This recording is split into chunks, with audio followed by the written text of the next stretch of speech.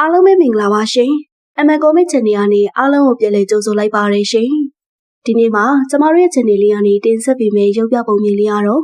မာကာဒဘာသာစကားဆိုတဲ့ရုပ်ပြပုံမြင်လေးကိုတင်ဆက်ပေးတော့မှာပဲဖြစ်ပါရရှင်။ပုံမြင်လေးကိုမတင်ဆက်ပေးခင်မှာကျမတို့ရဲ့ channel လေးကို like and subscribe လေးလုပ်ပေးထားဖို့နဲ့ဘေးနားမှာရှိတဲ့ notification လေးကိုနှိပ်ပေးထားခဲ့ဖို့လည်းတောင်းဆိုချင်ပါတယ်။တစ်ခါကတထေးကြီးတယောက်မှာထုံနိုင်တဲ့သားတစ်ယောက်ရှိတယ်။သူဟာညံထိုင်းလုံးတာကြောင့်ဘာကိုမှသင်ကြားပေးလို့မရဘူးတဲ့။ရှေ့ဝင်နှလန်းတိုးပြီးနောက်ကိုတလန်းပြန်ဆုပ်လိုက်။နှလန်းတိုးတယ်ဆိုတာဘာကိုပြောတာလဲ။ဟိဟိကလေးဘဝမှာလေရေကန်ထဲဆင်းပြီးလောက်ကိုဆယ်ပြီးလို့ရင်းနေဖူးတဲ့။ကြည်စံဒီကန်ထဲကအဝိုင်းလေးကဘာလေးလဲမသိဘူး။ငါစင်းယူအောင်ပါပဲ။ကလေးချင်းကစားရမှာလဲထုံလုံးတော့အနိုင်ကျင့်တာပဲအမြဲခံရတာပေါ့ကွယ်။ဒါကြောင့်သူ့ကိုငနှုံလို့အမည်ပေးထားတယ်။ငနှုံမင်းကအပြေးရမ်းတန်နဲ့ငင်းကြီးဆိုတော့ငါ့ဟိုကုန်းပို့ပြီးပြေးပြီတော့စိတ်ကြစီရည်မင်းသာငါကုတ်ကြီးကိုမြင်းမြဲကင်တာငါပြေးပြမယ်ဟဲ့ဟဲ့စာတင်ချိန်ရောက်လို့ဖုန်ကြီးကြောင်ပို့တော့လေတဝါသာဆိုသွားတယ်တင်မုံကြီးကမတက်ဘူးဒါနဲ့ကြောင်းနှုတ်ပြီးနွားဘေးကြောင်းခိုင်းတာတယ်အဖေနွားကဘလို့ကြောင်းရမှာလဲဗျနွားစာပေါ်တဲ့စကြက်မှာနွားကြောင်းပေါ်ကွငတုံးရဒါနဲ့ငနှုံကနွားအုပ်နဲ့စကြက်ရှာတယ်တနေရာရောက်တော့စပားတွေဝင်းမဲ့နေတဲ့လက်ကွေးမြေကြီးတစ်ခုကိုတွေးလို့ဝမ်းသာအားရနဲ့နွားအုပ်ကိုမောင်းသွင်းလိုက်တဲ့။ကြည်စံနွားတွေအားရပါရစားနေလိုက်ကြတာများပျော်စရာကြီး။ဟဲ့ဟဲ့နွားเจ้าနာများဘာခတ်တာမှလို့သိမကြပါဘူး။အဲ့ဒီလက်ကွေးရဲ့ပိုင်ရှင်ရောက်လာပြီးငနှုံကိုဒေါသတကြီးချိန်မောင်းတဲ့အပြင်တကြီးကိုပါတိုင်တဲ့။သူများလက်ကွေးနေကိုနွားတွေကြောင်းထရတယ်လို့အဖေပဲစကြက်ပေါ်တဲ့နေရာကိုကြောင်းဆိုစကြက်ပေါ်တယ်ဆိုတာဘသူမှမပိုင်တဲ့နေရာကိုပြောတာဟာအခုတော့ရောကြီးပေးလိုက်ရပြီဟွန်းငါမပြောလိုက်ချင်ဘူးနော်ဒီလိုနဲ့တနေ့တော့တထေးကြီးဟာသူပိုင်တဲ့ဘောက်တူနဲ့ခရီးထွက်တော့တားဖြစ်သူငနှုံကိုခေါ်သွားတယ်စိတ်ကန်းတစ်ခုကအထွက်မှာငနှုံစော့ရင်ဓာတ်တလဲရေထဲပြုတ်ကျသွားရောတယ်ဟဲ့ဓာတ်ကျသွားပြီဒုက္ခပါပဲဖခင်တထေးကြီးကိုမပြောရဲလို့ဓာတ်ကျသွားတဲ့လေနေရမှာမီးသွေးခဲနဲ့မှတ်ထားလိုက်တယ်လိုရမရဒီနေရာမှာကြတယ်ဆိုတာမှတ်ထားဦးမှာပဲဒီလိုနဲ့နောက်တစ်နေ့ရောက်တော့ဓာတ်ကြတဲ့မြေကျင်းသားရောက်လာလို့အရေးကြုံရင်ကောက်ွယ်ရအောင်ဖခင်ကဓာတ်တောင်းနေဟေးငါဓာတ်ပေးစမ်းအဖေဟိုလေကျွန်တော်ကင်ကြည့်ရင်ကနေမနေ့ကဓာတ်ရည်ထဲကျသွားတယ်မပူပါနဲ့အဖေကျွန်တော်ဆင်းခောက်ပေးပါမယ်မနေ့ကမိသွေးနဲ့မှတ်ထားတဲ့လင်းနေရကနေရည်ထဲခုန်ဆင်းနေရေငုပ်ပြီးရှာတော့ဓာတ်မတွေ့ပဲတစင်တစ်ချောင်းကိုတွေးလို့ကောက်ယူခဲ့တာပေါ့ဟောဒီမှာတွေ့ပြီလေပေါ်ရောက်တော့တစင်ကိုဖခင်လက်အပ်တယ်ရော့အဖေဒီမှာဖခင်ကဓာတ်တောင်းတာတစင်ပေးလို့ဒေါပွားပြီးကျင်းတာပေါ့ဟိတ်ကောင်ဒါလားကွာဓာတ်ဆိုတာဟုတ်တယ်လေအဖေရဲ့ဒါကတညလုံးရေထဲမှာနေကြရတာချမ်းမီကွေးသွားတော့တာပေါ့ဗျပူမနေပါနဲ့ဗျာနေပူထဲမှာထားနိုင်ရင်အချမ်းမြေပြီးဓာတ်ပြန်ပြစ်သွားမှာပေါ့အဖေကဘာကွာငါဆက်မေးရင်တော့ဒီထက်အဆက်ကွဲတော့မယ်ငိမ့်ငိမ့်နေစမ်းငနှုံစကားကိုကြားရတဲ့လှေထိုးသားတွေအကုန်ဟားတိုက်ညီမောကြတော့တာပေါ့ငနှုံအဖေတထေးကြီးလဲရှက်လွန်လို့ဘာမှမပြောတော့ဘူးတဲ့ဒီလိုနဲ့အောက်ကြီးအောက်ရွာကိုရောက်လို့ကုံရောင်းကုန်ဝယ်ကိစ္စတွေပြီးတဲ့အခါမှာတထေးကြီးကသူ့သားငနှုံကိုခေါ်ပြီးပြောခဲ့တယ်ငါသားဒီရွာမှာနေခဲ့နော်ဘဝအတွက်အသုံးချမဲ့အသက်မွေးဝမ်းကြောင်းပညာတစ်ခုခုတက်မှပဲအဖေစီပြန်လာခဲ့တော့ဟုတ်ကဲ့ပါအဖေကဲရော့သားသုံးမှုစားစရိတ်တွေငနှုံဟာအောက်ရွာမှာနေခဲ့ပြီးပညာသင်ဖို့တနယ်ပြီးတနယ်လှည့်လည်သွားလာတယ်တနေ့တော့အဖိုးကိုတယောက်နဲ့တွေ့ပြီးငနှုံကိုတနာလို့သူ့စီမှာခေါ်လာပြီးပညာတွေသင်ပေးတဲ့ဒီကွေးတွေရဲ့ဟိုးအဲ့ဒီတန်ကသူတို့မကြိုက်တာတွေကိုတွေ့လို့ညှဉ်းညူတဲ့အတန်ပဲဟုတ်ကဲ့ပါအဖိုးအောက်ရောက်မှာတနေ့ကျော်ပညာစီးမှုတဲ့အခါငနှုံစာတီကိုပြန်လာတယ်ကဲပြောပါအောင်ငါသားရဲ့ဘာပညာတွေများတက်ခဲ့တယ်လဲဆိုတာဟာအဖေဂုံယူလိုက်စမ်းပါဗျာဟာဟုတ်လားဘာတွေများတက်ခဲ့လို့တော့ကွာကျွန်တော်ခွေးစကားပြောတတ်ပြီဗျခွေးတွေပါပြောအကုန်နားလေတယ်ဗျဘာပြောတယ်ဒီလောက်အသုံးမကျတဲ့ပညာကိုတစ်နှစ်ကျော်အချိန်ကုန်ခံပြီးသင်ခဲ့ရသလားကွမင်းလိုကောင်ဘယ်တော့မှလူမွေးလူတောင်ပြောင်းမှာမဟုတ်ဘူးသွားအထက်ဘက်တက်ပြီးအသုံးဝင်မဲ့ပညာသွားသင်ခဲ့အောင်ရော့စရိတ်ပါတခါလေးယူသွားငနှုံအထက်ဘက်တက်လာတဲ့လန်တရှောင်းခွေးတွေကိုပဲမြင်မြန်ပြီးပညာရှိရှာရတာပေါ့ကွယ်ဟဲ့ခွေးညိုဘာခွေးညိုလဲငါနာမည်နေတွေကွ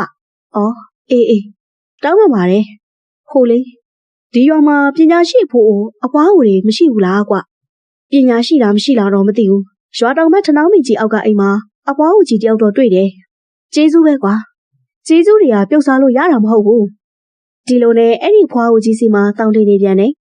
အဖွားကြီးရဲ့အလုပ်တွေကူလုပ်ပေးရင်သင်ပေးတဲ့ပညာကိုပဲလေ့လာမှတ်သားပြီးနှစ်ပေါက်တော့အိမ်ပြန်ခဲ့တယ်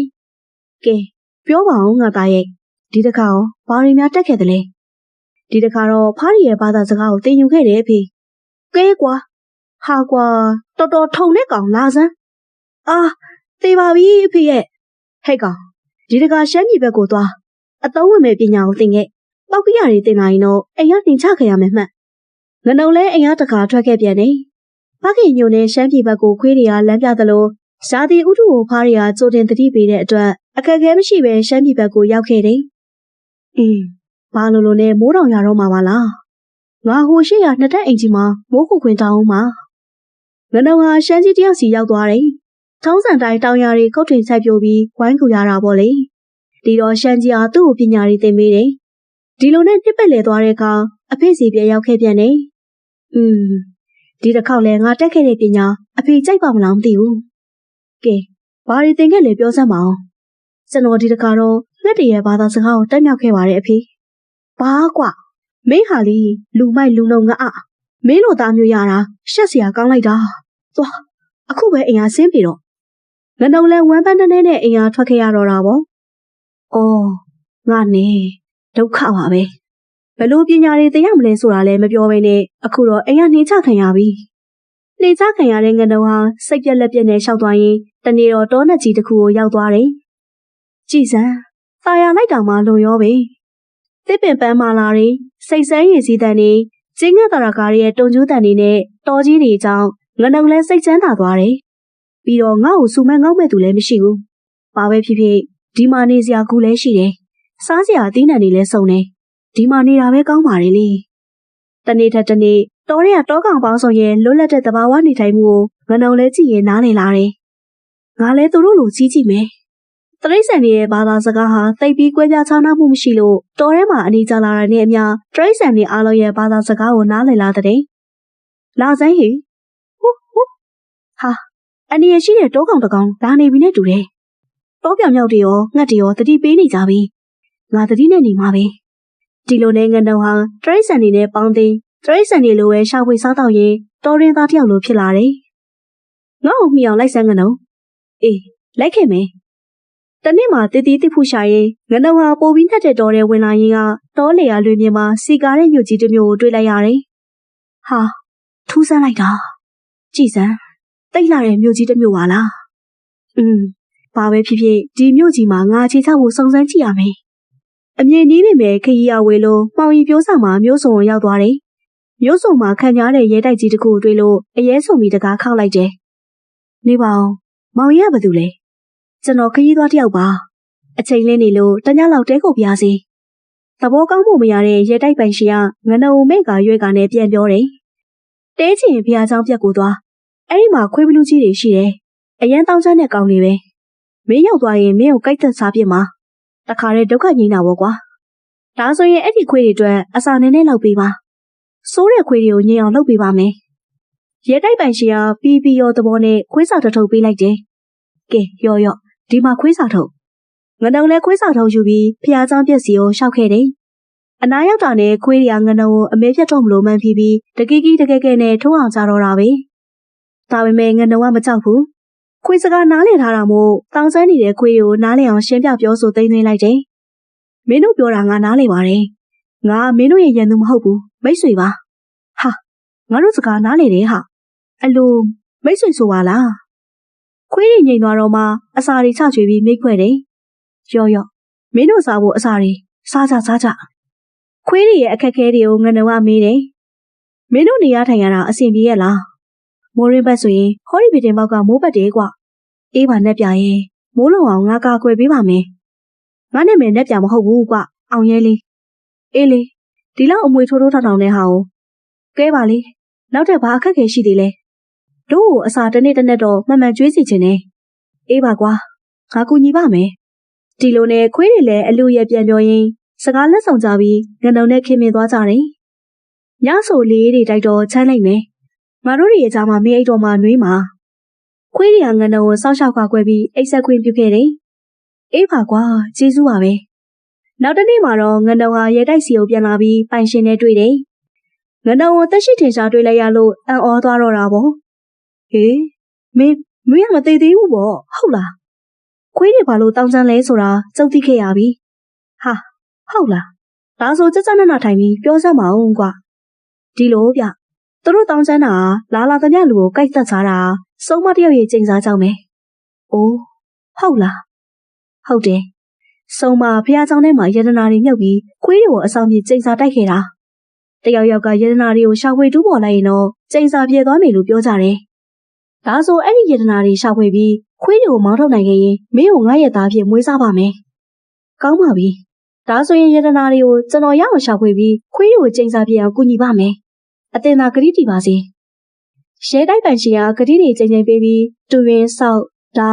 အစရှိတဲ့ကိရိယာတွေကိုထုတ်ပေးလိုက်တယ်။ငနုံလည်းလက်နက်ကိရိယာတွေကိုအိတ်နဲ့တည်ပြီးဖျားဆောင်ပြက်ကိုပြန်လာခဲ့တယ်။ဟာငနုံလာပြီဟေ့။အေးကွာအိတ်ကြီးနဲ့ဒိုးထွက်စားစရာတွေလားမသိဘူး။စားစရာတွေမဟုတ်ပါဘူးကွာ။မင်းတို့ကိုချိန်စားလို့အောင်ငါလုပ်ပေးမလို့ပါ။ဟာတကယ်လားကွာ။တကယ်ပေါ့ကွာ။မင်းတို့တောင်ငါ့ကိုဝိုင်းပြီးကူညီကြ။ကူညီမယ်ဟေ့ကူညီမယ်။ခွေးတွေကသူတို့ရဲ့အနက်ကန်ဆွဲရည်နဲ့ရတနာတွေမြုပ်ထားတဲ့နေရာကိုကူညီရှာပေးကြတဲ့။ငနုံရင်ဒီနေရာထူးကြတယ်။တူးကြည့်ပါဦး။ငနုံလဲပါလာတဲ့ကိရိယာတွေနဲ့အားကျုံးမှတက်တူးတယ်။လာကြဟေ့ငါတို့လည်းလက်နဲ့ဝိုင်းရက်ကြရအောင်။သိမကြခင်မှာပဲရတနာတက်တာတစ်လုံးတူးလို့ရတဲ့။ဖွင့်ကြည့်ရမယ်။ဘာတွေများရှိမလဲမသိဘူး။တက်တာကြီးကိုဖွင့်ကြည့်လိုက်တယ်ဆိုရင်ပဲအခိုးငွေတွေထွက်လာပြီးဝိုင်းကြည့်နေတဲ့ခွေးတွေကိုဖုံးအုပ်သွားရောတယ်။အိုးမှုန်လိုက်တာဟာအခိုးငွေတွေငနုံလဲဘာမှမမြင်တော့ပဲအံ့ဩထိတ်လန့်စွာနဲ့ငေးကြည့်နေပြီးတော့တာပေါ့အခိုးငွေတွေတဖြည်းဖြည်းလွင့်ပြတ်သွားတဲ့အခါခွေးတွေအားလုံးလူတွေဖြစ်နေတာတွေ့လိုက်ရတယ်ဟင်မင်းတို့ငါအောင်ရဲလေးလေကွာအေးလေငါရံအောင်ကျေးဇူးတင်လိုက်တာငနုံရငါတို့တွေဒီဘဝလူတော်ပြန်ဖြစ်ခွင့်မရတော့ဘူးလို့ထင်နေကြတာကဲမင်းတို့တွေလူပြန်ဖြစ်ပြီဆိုတော့ရင်းနှီးစားတော့ဖို့ဒီတက်တာတရားရနာတွေတယောက်လက်တဆုပ်စီယူသွားကြသူတို့လည်းဝမ်းသာအားရနဲ့ပြန်သွားကြတော့ငနုံလည်းယတနာတက်တာကိုထမ်းပြီးရဲတိုက်ကိုပြန်ခဲ့တယ်ဟာတကယ်ဆွဲတဲ့လူငယ်ပါပဲကြည်စမ်းယတနာတက်တာကတကယ်ရလာတယ်အဲ့ဒီတော့လေငါရဲ့ဂတိတိုင်းမင်းဝန်သားဖြစ်မွေးစားပြီးဒီမှာနေခွင့်ပြုရမှာပေါ့ဒီလိုနဲ့ငနုံဟာရဲတိုက်ကြီးမှာနေထိုင်ခွင့်ရခဲ့တယ်တကယ်လေးနက်နက်စာစားသုံးဖို့အစင်သင့်ဖြစ်ပါပြီနေရတကာချွေရနေရကြီးလုပ်ပေးနေတော့ငနုံခမအဲ့ဒီစားလိုက်နဲ့ကြာတော့ပြင်းလာတယ်တော်ထဲမှာငါ့ဘော်တွေနဲ့နေရတာပြောဦးမယ်ဒါနဲ့ရဲတိုက်ပိုင်ရှင်ဖြစ်သူမွေးစားဖေကိုခွင့်တောင်းပြီးခရီးထွက်ခဲ့ပြန်ရောတယ်အဲ့လိုခရီးထွက်ရင်တောနဲ့ထဲရောက်တဲ့အခါမှာတော့တော်မီတွေလောင်နေတာနဲ့ကြုံနေကြည်စမ်းရှုံလေးတွေသမင်တရတွေမိဝိုင်းခံနေရပါလားငါကဲဦးမှာပဲမိဝိုင်းခံနေရတဲ့တရိတ်ဆန်တွေကိုမိဘေးကလွတ်အောင်ကဲတင်နိုင်ခဲ့တယ်ကျေးဇူးတင်ပါတယ်ငနုံရဲ့အခါခွင့်သိရင်ဒုံများလည်းမင်းကိုကျေးဇူးဆက်ပြစေငနုံဟာခရီးဆက်ရင်တိုင်းပြည်တကူကိုရောက်ပြန်တဲ့သူရောက်တဲ့အခါမှာမြို့တကားပိတ်သွားလို့မြို့ပြင်ဟာစရက်မှာပဲညအိတ်နာလိုက်ရတယ်တောက်တဲ့တုံနေရကိုချက်ကြည့်ကြည့်ပါလားဒါဆိုရင်တော့တခုခုထူချောင်းမှသိစားနေပြီမနေ့လင်အားကြီးချိန်မှာစက်တုံတန်နေကြပြီးအိယာနိုးလာတယ်စက်တီတောင်တွန်းနေပြီပဲမနေ့လင်းတော့မယ်အဲ့ဒီချိန်မှာဇရက်ကောင်ရင်ညောင်မြင်ပေါ်ကစက်နှကောင်စကားပြောနေတာကြားလို့အသာနာဆွေနေမိတယ်ဟေးမင်းကဘယ်ကကောင်လဲငါဒီညောင်မြင်ကိုအပိုင်စားရထားတာထွက်သွားစမ်းအောင်မအမောက်ကညွညင်ညင်အယောင်ကမွေးပြပြနဲ့ကြက်စုပ်ငါ့ကိုများဘာမှတ်နေလဲခုချိန်ကစားပြီးဒီညောင်မြင်မှာငါနေမယ်ကျူးကျော်စော်ကားလိုက်တာမင်းမဘာဆွမ်းစားရှိလို့လာပြီးပူကြရတာလေရှိတာပေါ့ကွာ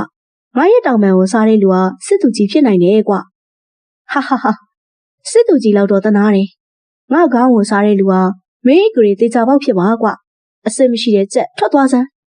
စက်နှကောင်အပြန်အလှန်ပြောတဲ့စကားကြားရတဲ့ငနုံဟာအကြီးကျယ်အံ့ဩသွားတယ်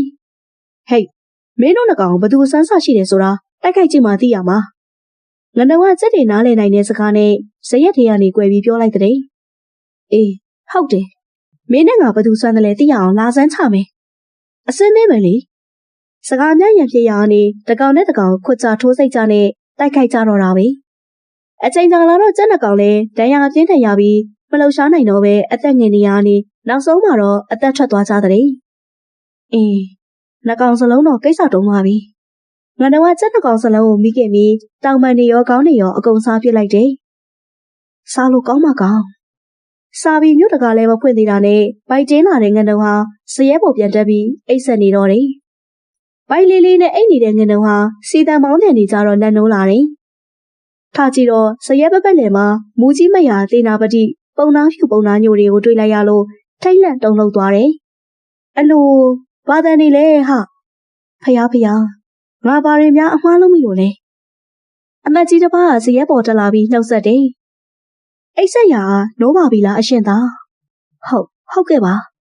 ကျွန်တော်မျိုးတို့ဝေသားလီပြည်မှာဘယင်မင်းမြတ်နဲ့ရွာဆန်ခဲ့တာတလာ9 တန်းဖြစ်နေပါပြီအရှင်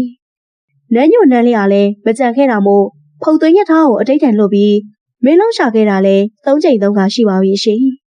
အခုတစ်ချိန်မှာတော့အရှင်သားရှိရာဇရဲ၌ဤဖုတ်သွင်းရထားဆိုင်၍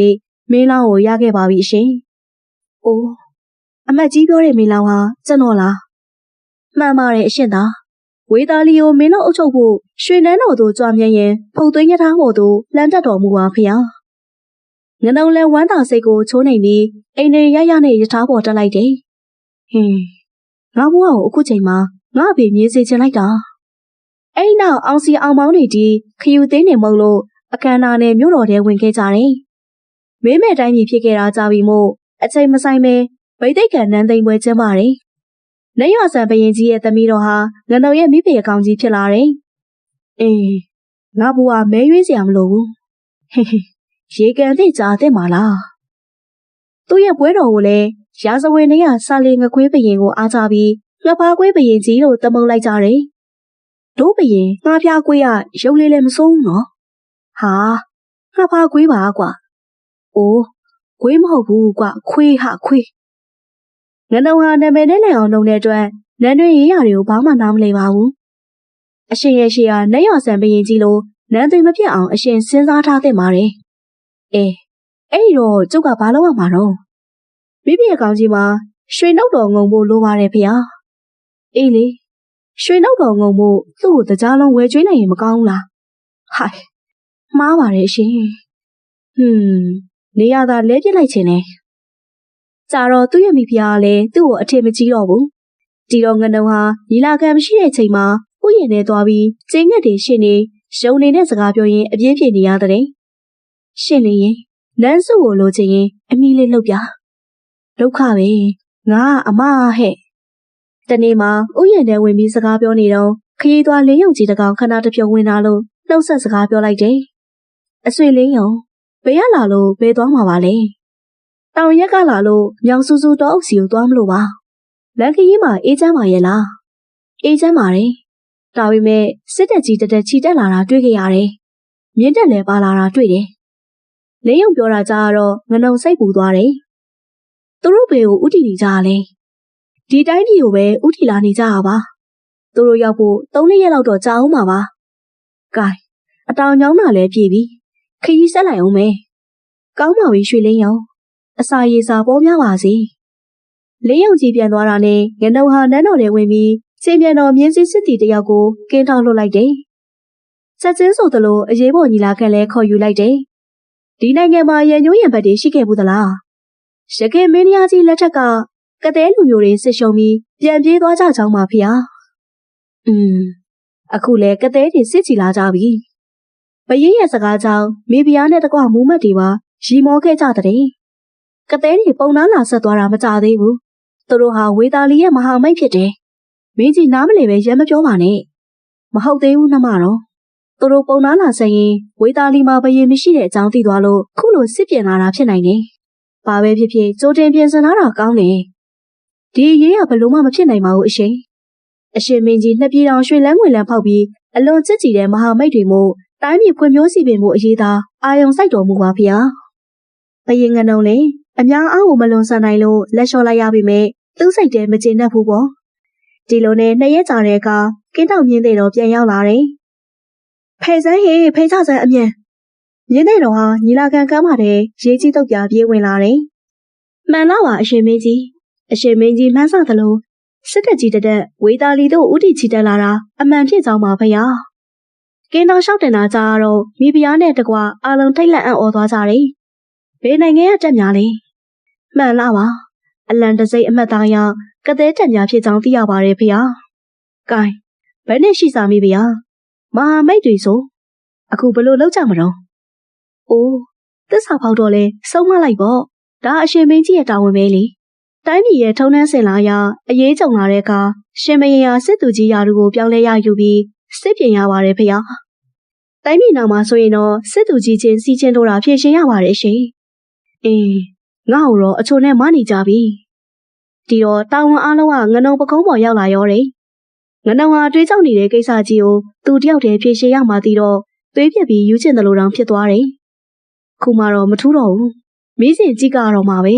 ။မိဖုရားကြီးကလည်းစစ်သူကြီးချက်ဝတ်တစားတွေထုတ်ယူလာပြီးငနုံကိုဆက်တာတယ်။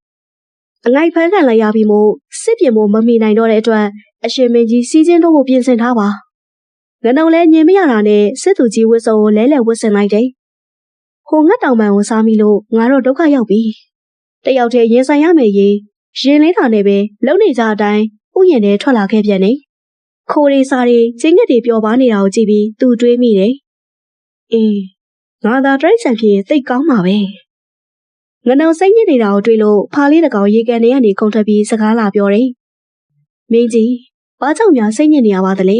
။ကတဲ့တက်တွေချီတက်လာပြီ။ဒါကိုငါတယောက်တည်းရင်ဆိုင်ရမှာမို့ဒုက္ခရောက်နေတာ။ဒါများပူမနေပါနဲ့။မင်းကြီးဟာကိုစင်ကိုကြက်ကိုကြားတို့ကိုသာဆွေမျိုးစုံနေနဲ့ကြွားခဲ့ကြပါလို့အကြောင်းကြားလိုက်ရုံပဲ။ဟာဟုတ်သားပဲ။ဘလို့များအကြောင်းကြားရမလဲရွှေဖာ။ဟိုမှာခိုးရီအများကြီးစာပို့တာအကြောင်းကြောင့်ဆက်သွေတာတွေကသူတို့အလုပ်ပဲဟာဟုတ်သားပဲသိကောင်းတဲ့အကြံပဲဒါနဲ့ဘယင်ကနုံဟာခိုရီကိုတာဝန်ပေးပြီးစင်နေကြားနေကြက်နေစီအကြောင်းကြားခိုင်းလိုက်တယ်စိတ်ချမင်းကြီးကျွန်တော်တို့မကြခင်ပြန်လာခဲ့ပါမယ်ကဲသူတို့လာတာတော့ဟုတ်ပါပြီဘယ်ချိန်မှဘလို့တိုက်ခိုက်ရမယ်ဆိုတာပြောပါအောင်ဖပြုတ်ကြီးရဲ့ဒီကိစ္စကိုပညာရှိတွေပဲအကြံပေးနိုင်မှာမင်းကြီးရဲ့ဟောဟိုပြောင်းရင်းတစ်ဖက်မှာနေတဲ့ရွှေရုံခေါ်မေးလိုက်ပါဖားရဲ့အကြံတိုင်းဘယင်ကနုံဟာရုံကိုခေါ်ပြီးအကူကြီးတောင်းပြန်နေမင်းကြီးကိုဖပြုတ်ကိုသူတို့ရဲ့ဆွေမျိုးသားချင်းအကုန်ဆုံးအောင်ခေါ်ခိုင်းပြီးမိုးခေါ်လိုက်ပါမိုးရရွာတဲ့အခါခြိတက်လာတဲ့သူတို့တက်တွေတခဏနားပါလိမ့်မယ်အဲ့ဒီခါဆင်အုပ်တွေကြမ်းအုပ်တွေကျွဲအုပ်တွေလုပ်ပြီးတွေးသမျှစစ်သားတွေကိုဖိနေတက်ခိုင်းလိုက်ပါအဲ့ဒါဆိုသူတို့တက်ပြတ်သွားပါလိမ့်မယ်ကောင်းပြီသားပြီမင်းကြီးကချင်းတလုံးနဲ့ဓာတ်တလဲယူပြီးမြင်းစည်းသွားပါပြီးတော့ရန်သူစစ်သူကြီးရဲ့ခေါင်းကိုဖြတ်ချိန်နဲ့ထည့်ပြီးမိဖုရားကိုလက်ဆောင်ပေးလိုက်ပါဟုတ်ပြီကျေးဇူးတင်ပါတယ်ရွှေရုံရဲ့နောက်တနေ့ကျတော့ကတဲ့တက်တွေမြို့နာရောက်နေပြီလို့မူးမတ်တွေရှောက်လာတယ်တန်တော်ဆက်စာရှုံလာတယ်သွားပို့စမ်း၃ရက်မြောက်နေ့မှာစီစဉ်ထိုးမယ်ဆိုတဲ့အကြောင်းမိဖုရားကသူ့ဘေးကနေလောင်ပြုံပြုံပြီးကြည့်တော့မသိချင်အောင်ဆောင်နေလိုက်တယ်ဟဲ့သူ့ပုံနဲ့များစီစဉ်ထိုးမတယ်အဲ့ဒီချိန်မှာဆက်သွယ်ရေးခိုးတွေပြန်ရောက်လာတယ်။ဘယင်ကနုံလဲခိုးတွေနဲ့တူဥယျာဉ်ကိုပြန်သွားပြီးတရိတ်ဆန်နေနဲ့အစည်းအဝေးထိုင်နေ။တောကောင်တွေအားလုံးလဲဒီညရောက်လာပါလိမ့်မယ်မင်းကြီး။မြို့နာတောအုပ်ထဲမှာတောကောင်တွေအစုံရောက်နေပြီဆိုလို့ရွှေရုံတို့ဖပြုတ်တို့နဲ့အတူငနုံတောထဲဝင်ခဲ့တယ်။ဟာတဲဆုံးမလားအားရစရာကြီး။တရိတ်ဆန်သူကြီးကိုဖိုးရွှေရုံကသူ့ရဲ့မဟာဗျူဟာကိုအသေးစိတ်ရှင်းပြတယ်။အင်အားကြီးတဲ့အကောင်တွေကအာသုံးပြီးတက်ပြစ်အောင်တိုးဝင်နေချကြရမယ်။ဒါဆိုကျုပ်တို့ကရောမင်းတို့ကသူတို့ရဲ့မျက်လုံးတွေကိုကုတ်ချကြရမယ်။ကျုပ်တို့ကရောမင်းတို့ကချုံမြတဲ့သွားရည်နဲ့ကြိုက်ခဲရမယ်။အားလုံးပြည့်စုံအောင်တိုင်ပင်ပြီးတော့မှငနုံနန်းတော့တယ်ပြန်လာတာပေါ့ကွယ်။ငါဓားရဲ့ချင်းရဲ့မြင်းရဲ့နဲ့အသစ်ဆောင်နေုံပဲ။ညရှိဘိုဒီလောက်မှာဖားတော်တန်နေစူစူညံညံကြားလိုက်ရလို့ငနုံစိတ်လှုပ်ရှားတော့တာပေါ့။ဟောဖားအုပ်စုတွေတော့စအော်ပြီ။မကြပါဘူးနန်းတော်ပြင်ပတင်းကလှမ်းကြည့်လိုက်တဲ့အခါလျှက်စီးတွေလည်းမိုးကြိုးတွေဖြစ်ပြီးမိုးတွေသေးကြီးမကြီးရွာတော့တာပါပဲအဲ့ဒီချိန်မှာပဲတော်တော်လုံးအုံအုံချိတ်ချိတ်ညံပြီးတော်လဲတန်နေမြည်လို့မြေကြီးပါတိတ်တိတ်တုံလာတဲ့အော်စင်နေကြက်နေထွက်လာပြီကိုဒါနဲ့ကိုရံတော်တယောက်ကိုမြင်းပြင်ခိုင်းလိုက်တယ်မိဖုရားထွက်လာပြီးလှောင်တလူလူနဲ့နှုတ်ဆက်သေးတဲ့အင်းလေသားမြတော့လဲသွားပေါ့စောင်းတာနေရေးပါနှမမင်းအတွက်ကတဲ့စစ်သူကြီးရဲ့ခေါင်းကိုလက်ဆောင်ပြေယူခဲ့ပါမယ်။ဘာလဲ။ခေါင်းပေါင်းလား။ဟာဟာ မိဖုရားရဲ့ဟားတိုက်ရီမောတန်ကိုကြားရရင်ဘယင်ငနုံမြင်းစည်းပြီးထွက်လာတယ်။မိုးတွေကတဲတဲမဲမဲရွာနေတော့ပဲ။လျှက်စီးရောင်အောင်မှမြင်ရတဲ့အချိန်တွေကဖယိုဖယဲပဲ။စင်နေမြင်းနေကြက်နေအနှင်းခံရလို့ကတဲ့တက်တဝက်လောက်ကတေချေကျိုးကန်းကုန်ကြပြီ။ဘယင်ငနုံဟာအပင်တပင်အောက်မှာမိုးခုတ်ပြီးမြင်းပေါ်ထိုင်ရင်တကူလုံးတုံနေတဲ့။ချမ်းလို့တုံတာမဟုတ်ပဲကြောက်လို့တုံနေမှန်းသူ့ကိုယ်သူသိတယ်။အဲ့ဒီချိန်မှာပဲတုံဝုံဝုံတုံဝောင်ဝောင်မန်ပြည်တန်တွေနဲ့အတူလျှက်စီးရောင်အောင်မှာတောကောင်မျိုးစုံဟာကတဲ့စစ်တီတွေကိုကြိုက်ခဲတက်ဖြတ်နေကြတယ်။အင်းအားမမျှတဲ့လူနဲ့တိရစ္ဆာန်တိုက်ပွဲဟာအချိန်တိုအတွင်းမှာပဲပြီးစီးသွားတယ်။မိုးလည်းတဖြည်းဖြည်းဆဲသွားပြီဆိုတော့ဘယင်ငနုံလဲကြောက်ကြောက်နဲ့မြင်းစီပြီးစစ်ပြေပြေစီရောက်လာတယ်။အင်းစစ်သူကြီးဆိုတဲ့လူကိုရှာရမယ်။ဆက်ဝတ်တစားပြေဆုံးတဲ့စစ်သူကြီးအလောင်းတွေ့ပေမဲ့ခေါင်းကဆင်နှင်းထားလို့ပြားနေတာနဲ့ဖြတ်မရတော့ဘူးတဲ့။ဒုက္ခပဲစစ်သူကြီးခေါင်းကပြားနေပြီ။မထူးပါဘူးတွေ့ရခေါင်းဖြတ်ပြီးယူသွားတာပဲကောင်းမယ်ပြောမဲ့သာပြောရတာဖြတ်ရမှာကြောက်စရာကြီးစစ်တိုက်လူသက်ဖို့မပြောနဲ့လူသေးရဲ့ခေါင်းဖြတ်ဖို့တောင်သူ့အတွက်ခက်ခဲနေတယ်ကြောက်ကြောက်နဲ့ခေါင်းကိုဓာတ်နဲ့ခုတ်တာလွှားနဲ့တိုက်ထားသလိုတစ်တင်ငုံငုံဖြစ်နေတဲ့အေးရပြီဘာပဲဖြစ်ဖြစ်ဖြတ်ပြီးသားခေါင်းကိုချင်းထဲထည့်လိုက်တယ်ပြီးတော့သူ့မိတ်ဆွေတရိတ်ဆန်တွေကိုကျေးဇူးတင်စကားပြောပြီးနှုတ်ဆက်ခဲ့တယ်ရောင်နေပြုတ်လာတာနဲ့အတူမြို့တကားပွင့်ပြီးစီးချိုနေတဲ့မူမတ်တရားဘယင်ငနုံကိုကောင်းကြီးပေးနှုတ်ဆက်ကြတော့တာပေါ့ဒိုးဘရင်ကြီးတက်တော်ရတော့ရှေ့ပါစေအေးကွာသူတယောက်တည်းနဲ့ကတဲ့တက်လုံးချိန်မုန်းခဲ့တာမယုံနိုင်စရာပဲနန်းတော်ထဲရောက်တော့စီးချိုနေတဲ့မိဖုရားလက်ထဲချင်းတော်ကိုလှမ်းပေးလိုက်တာပေါ့ဘယင်ငနုံကိုမယုံကြည်တဲ့မိဖုရားကချင်းတော်နဲ့ဟာကိုဆွဲထုတ်ယူကြည့်လိုက်တယ်ဟယ်လိုနေကောင်းလား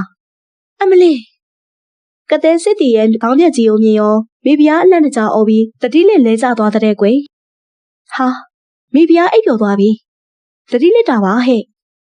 အဲ့ဒီချိန်အားစလို့မိဖုရားနဲ့တကွာမူကြီးမယာဘိုးဘစစ်တီတွေအားလုံးဘယင်ငနုံကိုကြောက်ရွံ့ရွံ့သေးလေးစားသွားကြတော့တာပေါ့ဟဲ့မောင်တော်အိုက်နေပြီနဲ့တူတယ်ရက်ခက်ပေးကြစမ်း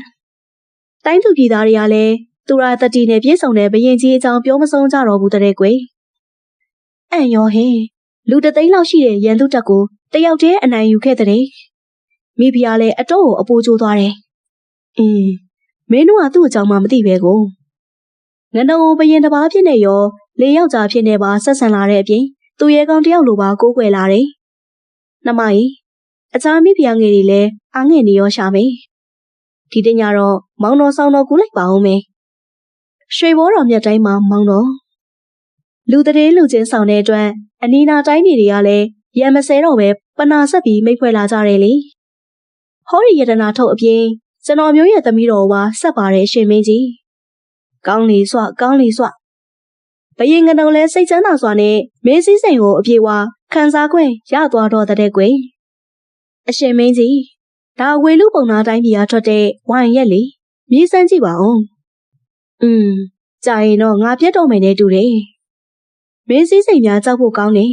တကယ်တော့ငနုံဟာဘယင်သားဖြစ်တာဘာမှအရေးချင်းရှိတဲ့လူမဟုတ်ဘူးသူ့မှာမာကရဘာသာတရိတ်ဆန်စကားတက်တာလွယ်ပြီးဘာမှမလုပ်တတ်ဘူးအရှင်မင်းကြီးကိုရိုသေလေးစားလုံးလို့ကျွန်တော်မျိုးရဲ့သမီးတော်အဖြစ်ဇနီးကိုပါဆက်တာလိုပါတယ်ဖေ။အိုးနားနေပါဦးမေ။သူမလိုတိုင်းအခုလိုဘယင်ဖြစ်လာရတာလေမာကရဘာသာကြောင့်ပဲဆိုတော့သူအုပ်ချုပ်ရတဲ့နိုင်ငံကိုဝေသာလီဆိုတဲ့နာမည်အစားမာကရနိုင်ငံလို့အမည်တွင်ရင်းစေတဲ့ကွယ်